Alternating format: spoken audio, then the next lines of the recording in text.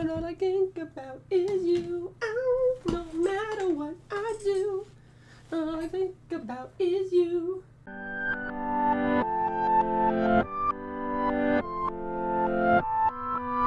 Hello everyone, my name's Stonesy Boy and welcome back to Reading with Stonesy, where I held my book upside down for some reason. Today we are reading pages 140 to 160, and it's the first normal episode in a, while. And I think it's the first normal episode of this book besides from 001 to 0021, because this is exactly 20 pages. So, without further ado, let's begin. Chapter 26. Ben was determined not to get his hopes up. The village in the distance would almost certainly be as devastated as the last two villages he found. Then again, Plaintown would provide an unsuspected bounty. Bobby herself, maybe this village too, would have survivors. Maybe they'd finally have a new ally, even amidst the devastation. But as they drew closer to the village, Ben kept the real mystery at the forefront of his mind. "Do you see it?" he asked. "The gray building in the back." Bobby peered ahead, past the inviting spruce and stone structures, and her eyes found a boxy cobblestone monstrosity looming behind the village proper. "I see it," she confirmed. "Any closer to figuring out what it is?" "Your guess is as good as mine," Ben said, and pulled a sword out. "But let's get ready for trouble again." A fence ringed the village. That, too, was unusual. Although Ben had often wondered why more villages didn't put up some sort of defensive perimeter, it made sense, in a dangerous world, to put barriers between yourself and the monsters. But Ben noticed that there were no gates along the length of the fence, and he had to wonder, was it there to keep unwanted visitors out, or was it to keep something inside from escaping? Bobby cut through the fence without hesitating. "Look at you," Ben said. "From fence mender to fence dismantler in a few short days." "That's me," said Bobby. "Bobby, smiter of fences." But Ben noticed that as soon as they all passed through, Bobby replaced the broken piece. He smiled. He didn't actually want her to change, not too much. "This is way too familiar," Ben said, approaching the first building. This door had been blown off its hinges. Bobby saw him again, said nothing. "Yep," Ben said, confirming the home's chest was empty. "Looks like the same deal as before." "Wait," Bobby said. "Something's different this time." Ben watched her as he turned in a slow circle, taking in the details of the home. She narrowed her eyes, obviously struggling to put her suspicions into words. Finally, her eyes lit up. "The bed," she said. "There's no bed." "That's strange," Ben said. Were there any beds missing from the last time?" "Not that I noticed," said Bobby. "Let's check the next door," Ben suggested. It's the same situation in the next house, and the other one after that. The entire village apparently empty of villagers, loot, and beds. And as they explored, they drew nearer and nearer to the stone structure. "No more putting it off," said Ben. "We need to find out what's inside." He began walking around the perimeter, stopping at the first corner, which gave him a view of two sides of the four-sided building. "I don't see any windows, but there's a door." Bobby and Johnny followed close behind the approach-down door and pressed the ear against it. "Anything?" said Bobby. Ben shook his head. "It's too thick." He eyed the button beside the door. "Should I open it?" Bobby tied Johnny to a post. "You behave yourself out there," she said. "We'll be right back." Then, at her signal, Ben pressed the button. Immediately, they could hear voices echoing in the building. It sounded like villagers, but they were in distress. Spurred on by the sounds, Bobby hurried past them, and he followed her. "Careful," she told him, putting up her arms so that he wouldn't rush ahead. Ben felt a rush of vertigo as he realized that they were standing on a narrow stone platform set above the deep chasm. There were plentiful torches set about the space, providing light in the lieu of the windows, and there was also light coming from below. Ben recognized the telltale glow of lava. The staircase led down to their platform, but for now, they ignored that. Instead, right ahead in the center of the space, there was something that demanded their immediate attention. "Zombies," said Ben. "There was two of them, and they soon caught sight of Ben and Bobby. Groaning and gasping, they stepped forward, but they were stopped by a fence that ringed them, enclosing them upon their separate platform of stone. The zombies, mindless, didn't seem to realize that they were trapped within a corral, and that Ben and Bobby were forever out of their reach. The only other features in the room were cells, 4 of them in total, one in each corner of the structure. Ben could see right inside them because the walls were made of glass. They were giant aquariums, but instead of fish, they contained people. 5 villagers stood in prison in each grass blocks, each of their own bed and nothing more. Bobby gasped. "We need to get them out of here." "I'm with you," said Ben. "Let's be careful about it." He peered off the edge of the platform toward the warm glow of lava below. They briefly considered constructing walkways to the glass cells, but Ben's vertigo threatened to get the best of him, and in the end they decided to come up with the problem from another direction, going back outside then cutting into the cells from the exterior of the building. The harried villagers honked at one another, then Ben and Bobby, making a great racket in their relief and gratitude. "One at a time, please," said Bobby. "We're here to help, but we need to understand what happened here." Ben, realizing there was no use in communicating with the villagers, slipped away, returning to the inside of the building. Moving slowly, he descended the interior staircase, curious to see what there would lead. He wasn't surprised to find a small pool of lava below, but he was surprised to see something moving within it. Surprised, he was and horrified. It was an iron golem. It was on fire, struggling to keep its head above the lava, even as it burned.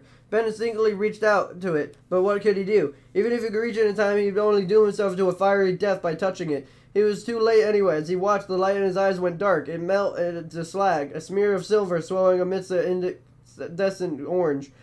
The stairs descended deeper, and so did Ben. Below the lava had contained a glass pit, and there was a series of hoppers functioning like funnels. The hoppers had been set up to store the materials that fell into them from above. The hoppers, in turn, fed into a treasure chest. Ben opened the chest, suspecting that he knew what he'd find. He was right, but the sheer quantity was staggered him. Within the chest, he found neat stacks of iron ingots, thousands of iron ingots.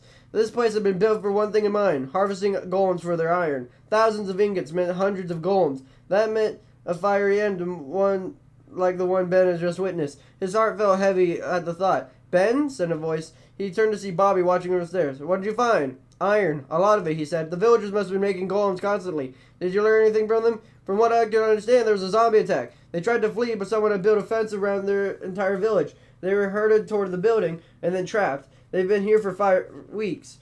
"And how did they feel about it?" Bobby frowned. "They felt scared. That's why these zombies were up in here with them," said the Ben. "These glass walls. The villagers are constantly threatened by zombies, and as long as they felt that way, they were willing to make golems." He pointed at the pool of lava, which appeared to float above them in a glass enclosure. The golems were melted into slag, and the hoppers funneled the remains into a chest. Bobby's mouth was a thin line. "This is so typical," she said. "It's just like adventurers to exploit villagers, to treat them like they don't matter. I've seen it happen all my life." Ben almost felt a need to apologize, but he'd never taken it this far, even if it was sort of brilliant in a way. "Do the villagers know who did this?" he asked. "I think there are at least 2 of them," Bobby answered. "They come back and collect iron every few nights." He paused, then added, "They should be due back tonight, in fact. That's good news, because I'd really like to meet them. But first," he opened the chest and grabbed a handful of ingots. "I think we're overdue for some new gear, don't you?"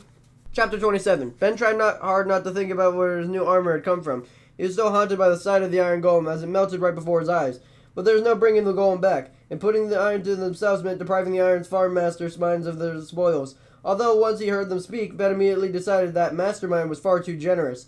It was night, and Ben and Bobby had perched atop of the roof in the nearest house. From the vantage point, they get a good view of the iron factory, but would themselves be difficult to spot? They secured Johnny for one of the houses a bit farther down the path, where his growls were going to draw attention. The villagers they had hidden behind a newly constructed wall in the temple.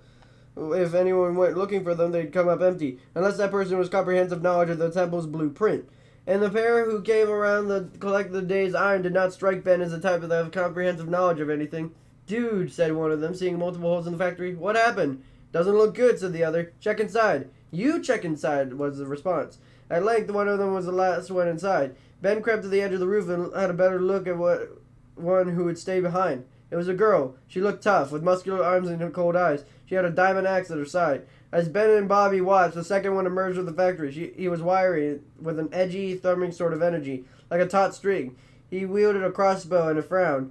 "It's no good, Hatchet," he said, bouncing from foot to foot. "We've been robbed." "What do you mean? The iron too?" "Yeah," he said. "Villagers are gone, iron's gone, just an empty chest down there." He shrugged. "Zombies are still there." "Well, that's something at least," said Hatchet. "I hate to tell the boss we lost any of his pets." Ben and Bobby exchanged a look, and on one hand, the idea of these two had a boss made some sense. They definitely gave off hired muscle vibes, but zombies as pets? Who would think that would be a good idea? "Let's load them up," said Hatchet, "then check the traps on the way back." Bobby gave Ben a questioning look, but he only shrugged. He waited for the 2 strangers to disappear into the factory. Then he leaned to the whisper. "I want to follow them, but let's keep our distance," Bobby nodded. Soon the 2 figures reappeared. This time they were pursued by a pair of zombies. With practiced speed, they stayed out of the reach of the zombies, but close enough to draw mobs forward. "Get the trapdoor, Flip," said Hatchet, and the wiry one darted ahead to open the hinged door that had been set into the ground. Hatchet led the zombies into the edge of it, then punched them, knocking them into the opening. Flip giggled. "Nice," he said. "I say it for the using my axe," said Hatchet. "Don't want to do any permanent damage, right?" "I still think we should spare 1 or 2, Flip said, and he jumped into the hole. But Hatchet followed immediately after, shutting the trapdoor behind her.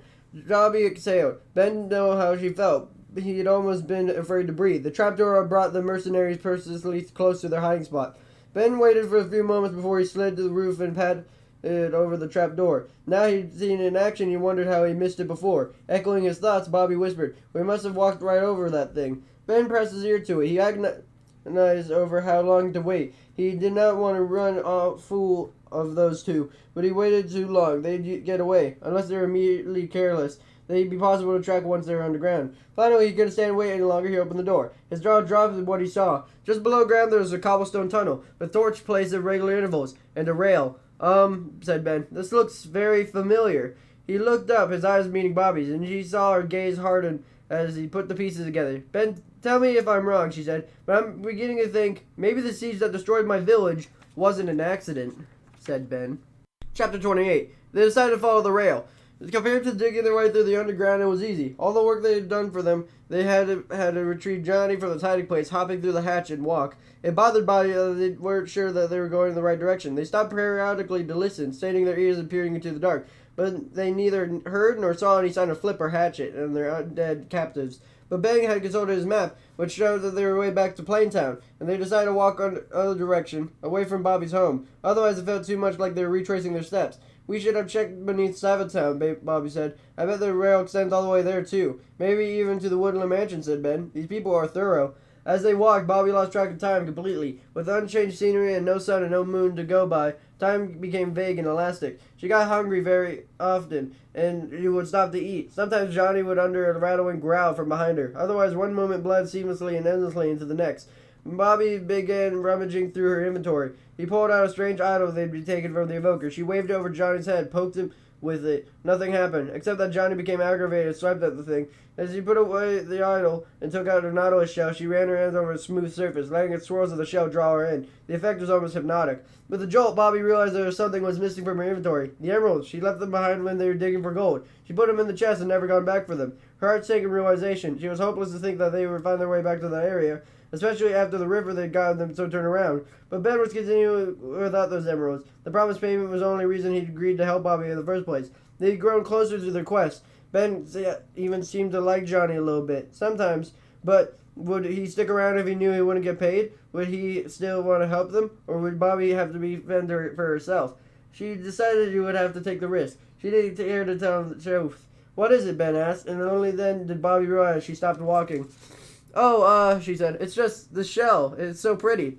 Can I see it for a second? She asked. Sure, she said, and handed it to him. Just be careful with it. I know you don't think it's worth its expense, but shush, he said. Listen. He put the shell to her ear. A faint sound rose to the shell. It sounded almost like Ben's shush, but softer, and it rose and fell in an endless cycle. Bobby found it calming. What is that? Bobby asked. Ben shrugged, bringing the shell to his own ear. People say it's the sound of an ocean, trapped inside the shell by a powerful witch. He turned the shell to her and resumed walking. I don't think that's true, but oceans are eerily quiet, so maybe. Have you seen one? An ocean? As he fell into his deep step beside him, Bobby took care of the stow of the shell away safely. It felt even more precious to her now. I was hoping to catch a glimpse of one through the spyglass when we were up on the mountain. I've only ever seen one on maps, though, and it looks so big and so blue, like the sky came down to the ground and settled in for a nap. He turned to Ben. Have you seen one? What is it like? Well, big, said Ben, and blue. You got the right idea, really. Bobby rolled her eyes. You've got to do better than that. We've been walking around the sun for what seems like years, and I'm starting to wonder if I'm a zombie. Okay, said Ben. The truth is, yeah, an ocean is impressive when you see it at a distance. There's a vast anything. The scale of them. He shook his head. But at the same time, it was missing the point entirely. Bobby didn't understand. What do you mean? An ocean is a featureless blue plain if you see it on a map. That's just the surface. The real magic is underneath, he smiled. There was a fish in colors you barely imagine, and the coral is even more colorful. There's dolphins and squids and guardians that shoot laser beams. It's slightly less fun of those guys, but they do look cool, he laughed. There's one time I heard rumors about an island somewhere out in the water, an island where everything was made out of mushrooms. The trees were giant mushrooms, the ground was some kind of squishy fungus, even the cows were made of mushrooms. How does that work? Bobby asked, skeptical. I don't know, said Ben. Logan and I decided we'd need to see it for ourselves. We built a couple rowboats and went out searching for the island. We ended up befriending this dolphin, and we named it Squeaklebeak. And Squeaklebeak showed us the way to the shipwreck. We never found a mushroom island, but if it even exists. But we really had a great adventure. I knew it, said Bobby. The ocean sounds amazing. It is amazing. The whole world is amazing, really, once you peek beneath the surface. He shook his head. I guess that's what the maps can't show you. I guess so, said Bobby. All right, Ben said, shoving her shoulder slightly to his own. It's your turn. Regale with me with this adventure. Me? Bobby scoffed. I don't have any stories. Oh, come on. There was that one about the chicken and the fox. It was a rabbit. Right, the fox and the rabbit. That was a great story. Bobby sighed. I never went anywhere. Never did anything. Behind him, Johnny groaned mournfully. Ben laughed. I think he thinks you're being too hard on yourself. Yeah, said Bobby, and then more firmly, yeah, I've never traveled. Only far enough to get lumber and sugarcane, but I was part of a community. She turned to Ben. Most people in my village had a job, one specific thing they were good at, and they do that thing every day. I did a little bit of everything. She smiled. I hope whoever needed help learned enough to do every job so I was being of use to everyone. But it made sure that the village never ran low on supplies, Johnny gurgled. And I still want him to play with Johnny, which usually means trying to find where he had wandered off to. I'm jealous, said Ben. Ha, said Bobby. Yeah, right, a big-time adventurer jealous of a part-time babysitter? Tell me another one. No, I'm serious, said Ben. I never had roots. Never had anything to go back to after an adventure. His eyes fell to the ground. I think that's why I was so happy when Logan took me under his wing. He told me a lot to learn. He was willing to teach me. He didn't ask for anything in return. Just first dibs on any resources I found. Bobby frowned. I mean, that's not nothing. We had bases sometimes when there was an area that we wanted to explore in depth. One time we even set up a temporary headquarters in an abandoned temple we found. Ben's eyes lit up at the memory, but only for a moment. We never stayed in one place for long, though. I never really had a home. Total freedom, said Bobby. I guess I could see how it would have been a person unmoored. But stay in one place your whole life and you miss out on a lot, Ben put in. Maybe the answer is somewhere between the extremes. Bobby thought of the silence settling on them, and they continued their endless march. She had been so focused on curing her brother that he hadn't given any thought that would come afterward. She had assumed that they would return home, to their house, their village. But was it still home? It was a home without any people in it. She was so caught up in her thoughts that she didn't notice the strange sound of their backs. Listen, whispered Ben as he came to a dead spot. Do you hear that? Bobby stopped, and now she did hear it. A rushing sound and a creak of old wheels. And then a voice shouting, Make way! Clear the tracks! Bobby reacted with only seconds to spare. She leaped back, pulling Johnny away from the rail. Ben did the same, moving in the opposite direction. A pair of minecarts sped between them, moving so fast that Bobby had time to gather only a few impressions. There was a person on the first minecart, a boy in a leather helm. He looked vaguely apologetic and a little queasy. Following his wake was a second minecart contained. Bobby thought they were eggs of some kind, but they didn't look like chicken eggs. But Johnny grumbled with complaint at the sudden jostling. Sorry, buddy, she said. We almost got run over by... What was that? Ben shook his head and his eyes widened in bewilderment. Were those turtle eggs? He asked. Johnny growled again and they pulled his lead hard. Johnny, calm down, Bobby said. It's fine. What's gotten into him? Said Ben. He's really agitated. Yeah, said Bobby. I thought he was mad at me, but it's like he's trying to get my attention. A girl rose in Johnny's throat and it seemed to reverberate all along the tunnel, building upon itself with Bobby felt she might be bowled over by an unearthly wail passed over her. Ben shuddered. Creepy, he said, and then he smiled mischievously. I want to try. He cupped his hands around his mouth, planted his feet, and cried, Echo! Another immense and animalistic growl reverberated from down the tunnel. Ben's eyes went wide. That wasn't an echo. Ben, said Bobby, I think something else is coming this way. He heard a shuffling footfalls, gasping runs, and plaintive groans. A lot of something else, she said. He knew what was coming their way. She knew in her gut, but she felt surprised at the scale of it. A wave of zombies stepped into the torchlight, a stampede. The far end of the tunnel was choked by the undead. Zombies had seen them. Their legs churned faster. Their arms were open to receive them. Their mouths yawned open, slavering with hunger. Bobby wanted to run, but she stood rooted to the spot. There was nowhere to run, nowhere to hide. This time there would be no escape from the zombie horde. Chapter 29. Fight or flight? Asked Ben. What? Asked Bobby. Ben would see that she was reeling from the side of the horde. It was bore down on them. Do we fight them? He asked, and then turned his new iron sword so gleamed the forehead. Or do we try to run? We can't fight them, said Bobby. But Bobby had other ideas. As Ben watched, Bobby's brother tugged against her grip. The lead slipped right across her grasp, and though Ben leaped to the snake across the ground, the boy zombie was too fast. He was loose and lunging toward the horde. Bobby darted through the throng of zombies, slashing to several of mobs before climbing on top of one. From his perch atop the zombie's shoulders, Johnny seized a perfect opportunity to bash his foe over and over again, while his bludgeoned zombie tried to fail and reach Johnny with his teeth. He was doing a good job, actually, said Ben.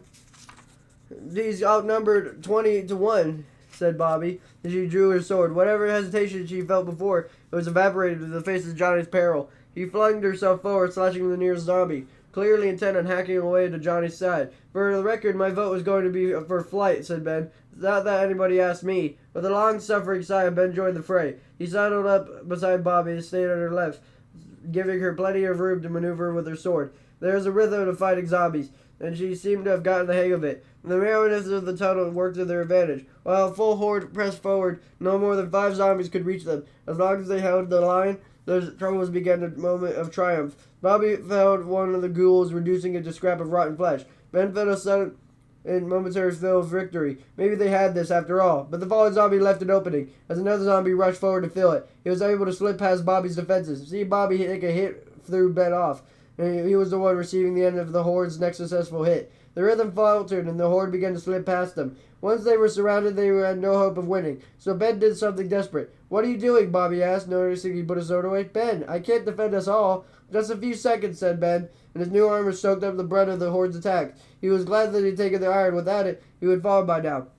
Even with it, this was risky. With his hands free, Ben was able to pull the carved pumpkin from his inventory straight across the biting, rendering Horde. He plunged the helmet over Johnny's head. Johnny howled in protest, but the pumpkin stayed on him as he buckled. He followed from the shoulders which he perched. He was newly vulnerable as several zombies turned to attack him while he was prone. Bobby screamed. "What were you thinking?" he asked him, swinging her sword as she fell worth. 2 more zombies fell at her attacks.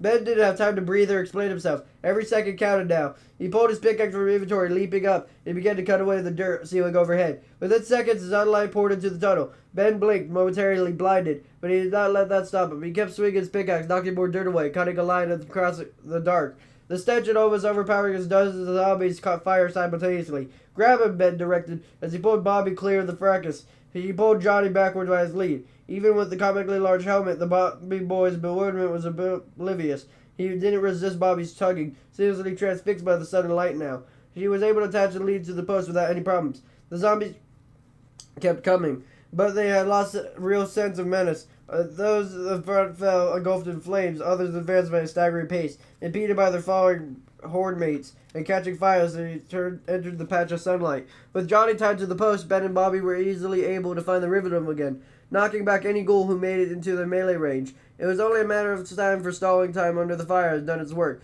As the last zombie crumbled to the dark ash before them, Ben's knees gave out. Physically, he was fine, but he could already feel his body healing itself. But whatever reserves of courage and willpower he had drawn up to give out when the danger was gone, it struck them all at once and how close they had all come to dying. Bobby, by contrast, seemed totally energized by the entire ideal. "Ben, that was amazing," she said, and he pumped her sword in the air. "You saved Johnny." It was nothing," Ben said, wheezing. "How did you know it was daytime?" she asked. "I totally lost track." "Yeah, about that," said Ben. "Lucky guess." It took some wind out of Bobby's sails. "You mean you didn't know?" But if not for the sunlight, she stared mutely at them, realizing how close they'd gotten to the answer. "Very, very lucky guess," said Ben. And that's the end of that. Alrighty then. So, with that ends today's reading. However, next time we should be going back to abnormal reading. It's going to be a pretty heavy one. 161 to 1... Oh, what is it again? 161 to 183. Ouchies. My throat. It's going to hurt. 183. Or it's going to be chapters 30. Oops, did not mean to move that. It's going to be chapter 30 to 183. Okay.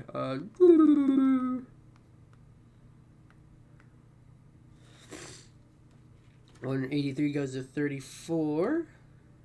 So 33. 30 to 33. So 3 more chapters.